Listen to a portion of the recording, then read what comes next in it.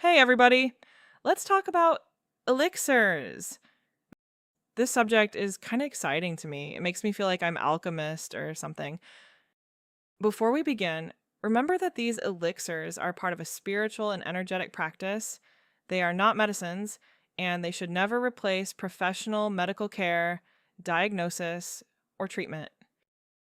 The word elixir has traditionally been used to describe a preparation in which a substance is dissolved or infused into water, alcohol, or another liquid. In radiesthesia, however, an elixir usually refers to drinking water that has been energetically charged using the emission of a radiesthesia or radionics graph. The idea is that the water receives the energetic quality associated with the graph placed underneath it. In this video, I will introduce three graphs that are commonly used for this purpose: the anti-ache graph, the high vitality graph, and the amiens graph. I'll briefly explain each graph so you familiarize with them, and then I'll show you how to prepare the elixirs. The first option for any type of pain is the anti-ache graph. Within radiesthesia practice, anti-ache is traditionally associated with comfort and energetic support during periods of physical discomfort. For this reason, practitioners generally prepare an anti-ache elixir only when there is a specific need for it. Remember that, just as a headache pill may temporarily relieve pain without addressing its underlying cause, an elixir prepared with the anti-ache graph is intended to support relief from the symptom rather than treat the condition causing it. The second option is the high vitality graph. This graph is traditionally used to support vitality, energy, motivation, and general energetic balance. A high vitality elixir may be prepared when someone feels energetically drained, tired, or in need of additional motivation. Many radiesthesists, including myself, choose to use this elixir as part of their morning routine. Because the high vitality graph is considered a strong energetic emitter, it may not be ideal to use it close to bedtime. Always observe your personal response and use your pendulum to determine an appropriate amount and frequency. The third option is the Amia labyrintha graph. Amia is mainly associated with the mental and intellectual field, and the elixir it's known to improve headaches. Practitioners traditionally use it when working with focus, concentration, memory, mental organization, and studying. Some people use an amiens elixir before studying or completing work that requires concentration. Others prefer to prepare it as part of an evening routine. To prepare your elixir, you will need clean, drinkable water, a clean glass or food-safe bottle, the radiesthesia graph you want to use, a pendulum, and a time graph if you want to measure the preparation time. Your graph may be printed on paper or produced on a material such as MDF or PVC.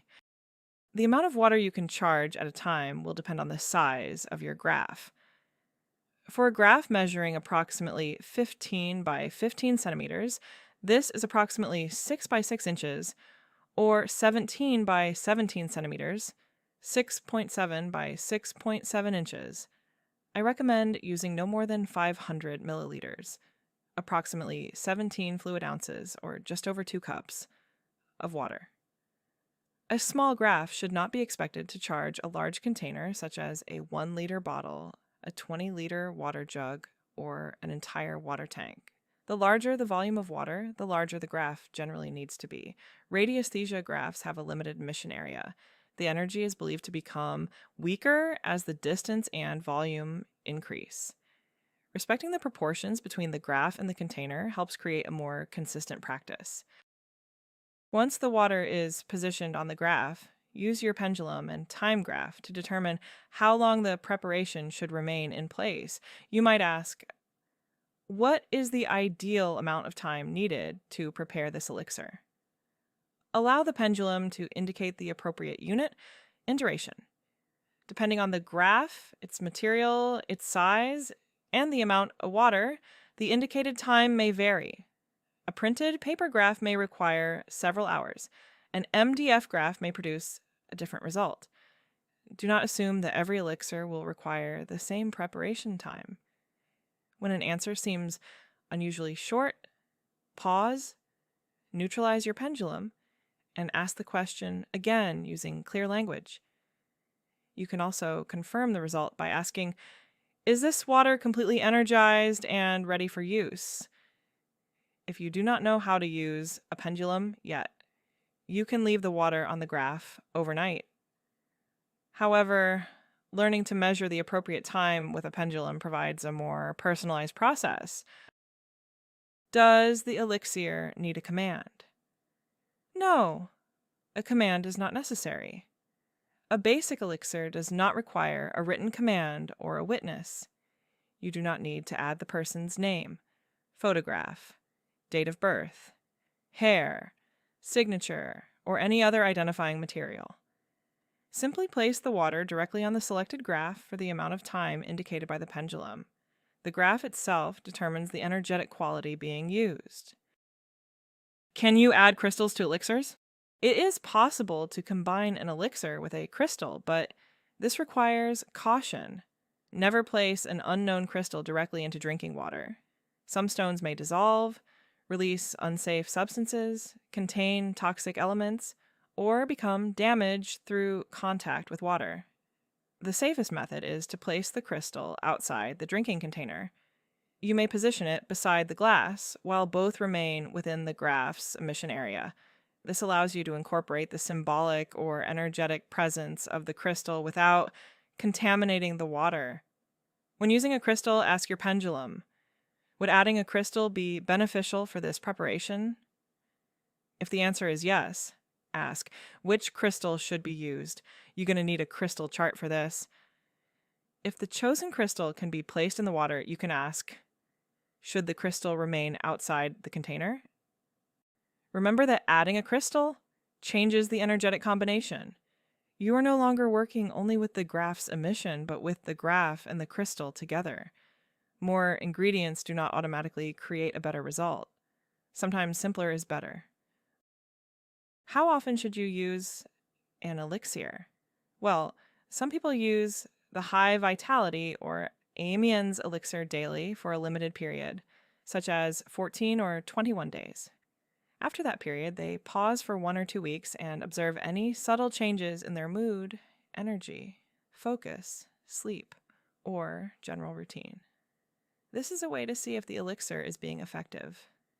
You can also use your pendulum to determine whether the elixir is appropriate for you, how much elixir water you should drink, how frequently you should prepare it, and how many days the practice should continue.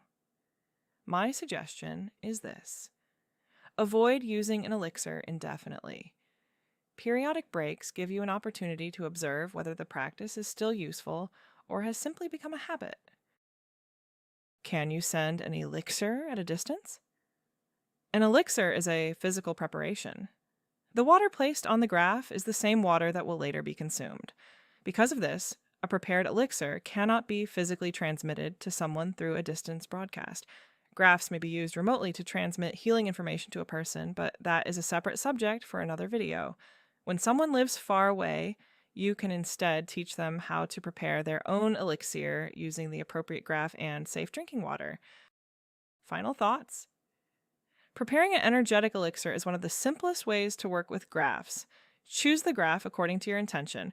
Use a clean glass or bottle containing no more than 500 milliliters of potable water when working with a standard-sized graph. Place the container in the center of the graph, measure the preparation time with your pendulum, and confirm that the process is complete before removing the water.